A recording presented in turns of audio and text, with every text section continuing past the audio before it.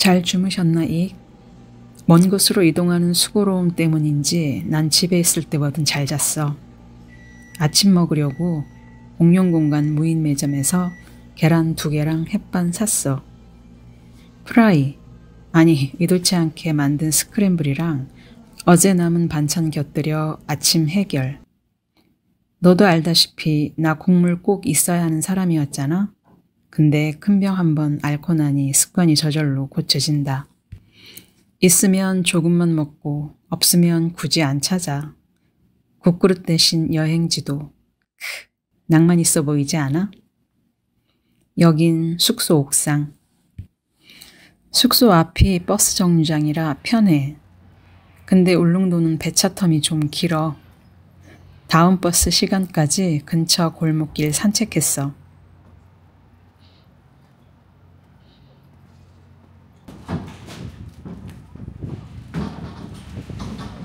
울릉도 버스 승강장엔 이렇게 책들이 있더라고. 긴 배차 시간 배려하는 거겠지? 안면 피드백 이론. 나이 드니까 진짜 공감하게 되는 말이다. 한 까칠로로 지나온 젊은 날의 내 안면 상태가 어땠을까? 돌아보기가 심히. 어제처럼 2번 버스 탔어. 울릉도엔 해안을 따라 도는 1노선이 있고 2노선이 있어. 그리고 3번 버스가 유동인구가 가장 많은 저동과 도동을 왔다 갔다 하고 또 4번이 나리분지를 왔다 갔다 하더라고. 11번, 22번 등 몇 개의 노선이 더 있었는데 내가 여행한 25년 4월 기준 운행을 안 한다 하더라. 할머니들이 하는 얘기를 들었는데 버스 기사님들이 부족해서 현재 근무하는 기사님들의 근무 강도가 높다는 거야.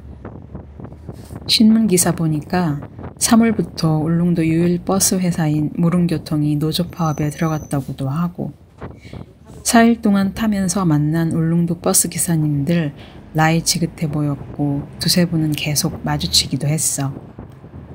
2번 버스 몰던 기사분을 다음날 4번 버스에서 만나기도 했고 그리고 도로들이 왕복 2차선에 중앙분리대 같은 거 없고 무척 구불거리고 경사도 험해. 극한 직업이라고 해도 될 것 같더라. 근데도 다들 친절하셨어. 4일 동안 버스 타면서 5분 기사님을 만났는데 한 분 빼곤 다 친절하셨어. 그 한 분도 이해가 가긴 해. 아마 나 같은 외지인들한테 똑같은 말을 여러 번 해야 돼서 스트레스였을 거야. 울릉도 버스는 올라서 목적지를 먼저 말해야 하거든. 그럼 기사님이 뭔가를 입력해. 그 다음에 태그해야 되는데 도시에서 하던 습관대로 타자마자 태그부터 하잖아? 그럼 입력하는데 성가신 모양이더라고. 그리고 환승 개념이 없기 때문에 하차 때 태그를 하지 말아야 한대. 근데 습관적으로 하는 사람들이 많은 것 같더라. 오기 전에 알아보니까 버스 타는 게 쉽지 않다고 해서 렌트할까도 했지. 근데 노선이랑 시간만 잘 숙지하면 뚜벅이로 다닐만 하다고도 하더라고. 물론 여행사에서 운영하는 A코스, B코스라는 버스 투어도 있긴 해. 근데 뭐 이 나이에 도장 깨기 할 것도 아니고 그때그때 보고 싶은 곳 찾아가서 원하는 만큼 있다가 옮겨가고 그렇게 다니고 싶었거든.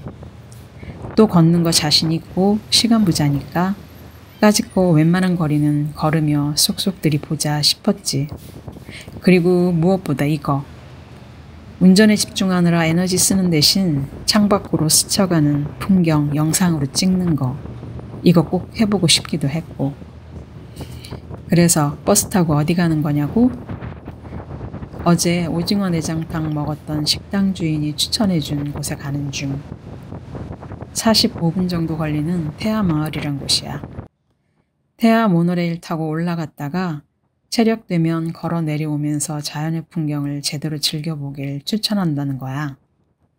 현지인이 추천하는 곳이면 당연히 가야지 하는 생각으로 오늘 일정을 잡았어. 45분이 길다면 길겠지만 이런 풍경들을 보면서 앉아있으니 전혀 지루하지 않더라.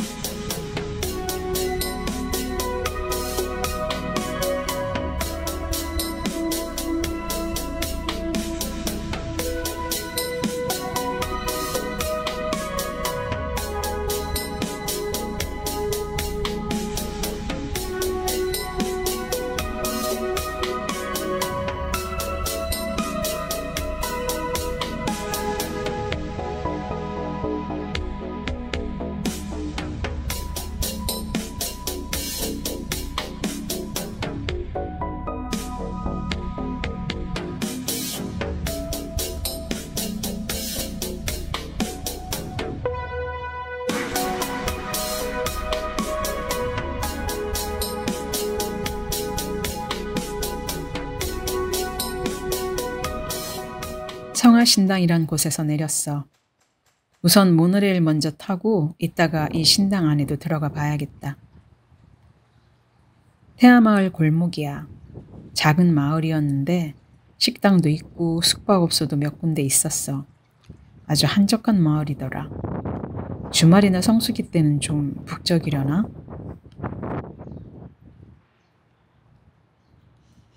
버스에서 내려 모노레일 타는 곳까진 걸어 15분쯤 걸린 것 같아. 평일인데다 버스 타고 오는 사람은 거의 없어서 이게 뭔가 관광지 가는 길이 맞나 싶기도 했어. 출발 시간까지 이런 갬성샷도 찍어보며 기다리다가 출발. 5, 60대로 보이는 부부 동반 모임 회원들 수십 명 틈에 낑겨 있으려니 조금 뻘쭘하긴 해도 금세 풍경에 취해서 뭐 괜찮더라.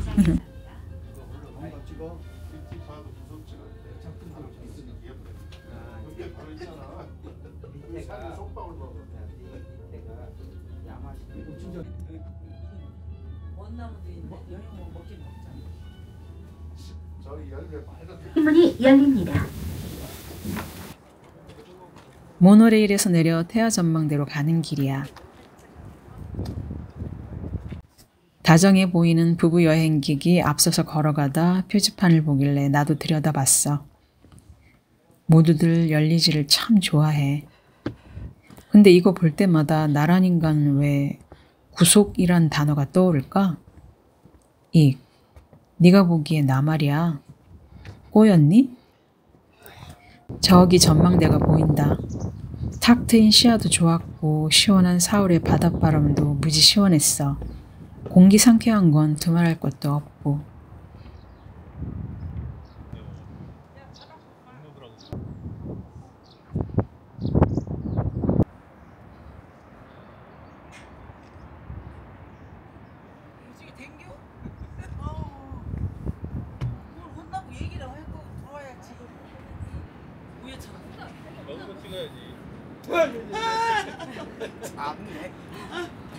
옆에 있는 등대 쪽은 별 관심들이 없는 것 같아 나 혼자 가만히 가서 올려다봤어.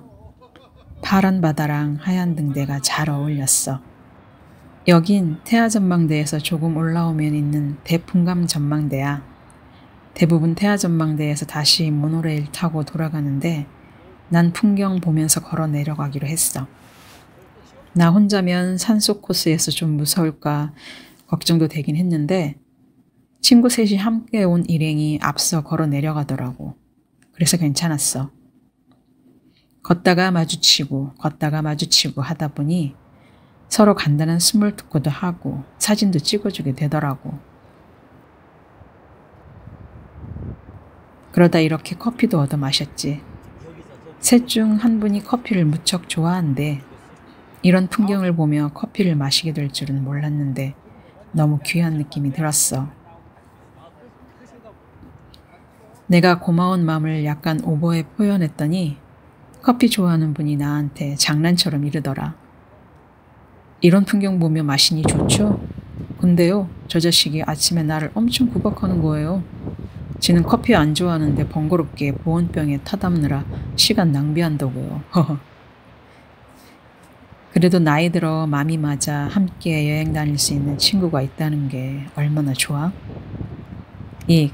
우리도 곧 전라도 섬 여행하기로 했지? 엄청 기대된다.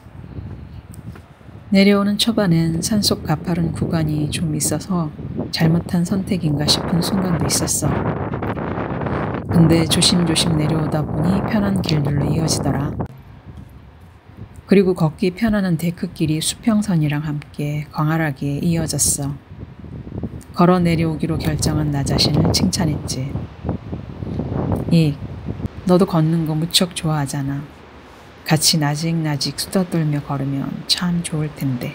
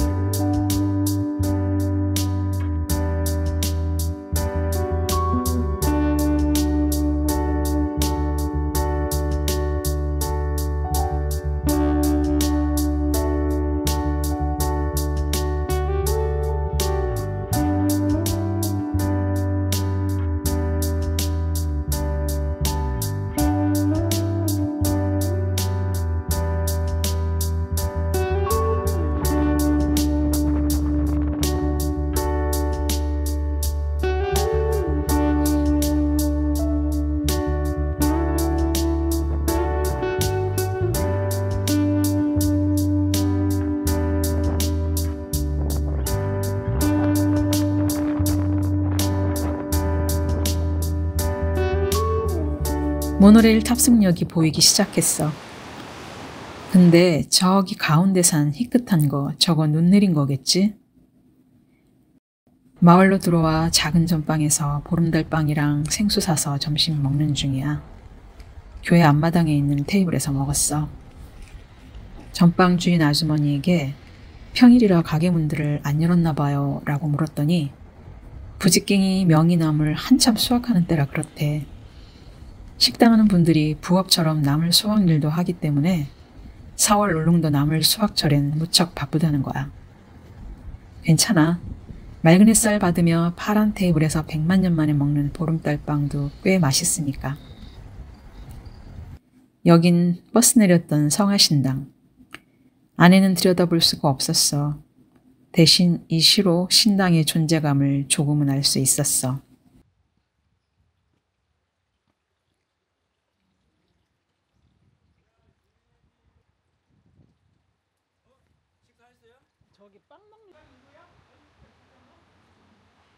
돌아가는 버스는 성화신당에서 타는 건데 역시나 다음 배차까지 시간이 남아서 가까이에 있는 수도 역사 박물관이라는 데를 들렸어. 울릉도 수도라는 정책에 대해서 들어본 적이 없었는데 울릉도는 물론 독도 관련해서 알아두면 좋은 역사적 사료들이 전시되어 있더라. 나이가 든다는 증거인가? 시간의 증거인 자료들을 모아 정리해 보존하는 일에 관심과 경외심이 생기는 거. 나이 든다는 건 자신이 존재해온 시간들을 이해하고 정리하는 일에 관심이 저절로 생기는 그런 거잖아. 그래서인가 박물관에 가면 어떤 작은 힌트를 얻을 수도 있을지 모른다는 막연하고 엉뚱한 생각을 하는 건지도 모르겠다 싶네.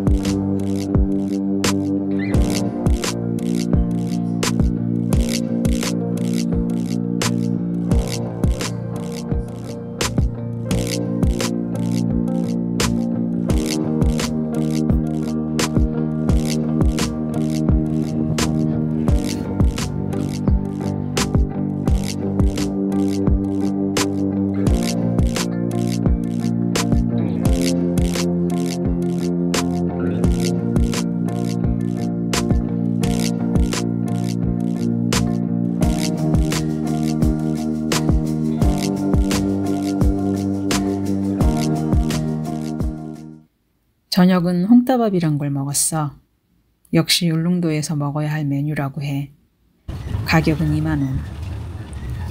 홍합이랑 따개비를 넣고 지은 솥밥인데 해산물이니까 맛은 당연히 있었지. 근데 여긴 뜸을 좀 덜 들인 건지 많이 꼬들거리고 반찬 간도 세더라고. 젊은 사람들은 좋아할 수 있겠지만 나처럼 슴슴한 간 좋아하고 꼬들밥이 부대끼는 사람들은 식당을 잘 찾아 먹어야 할 것 같아. 내일은 버스를 타고 또 어떤 풍경들을 찾아가게 될까?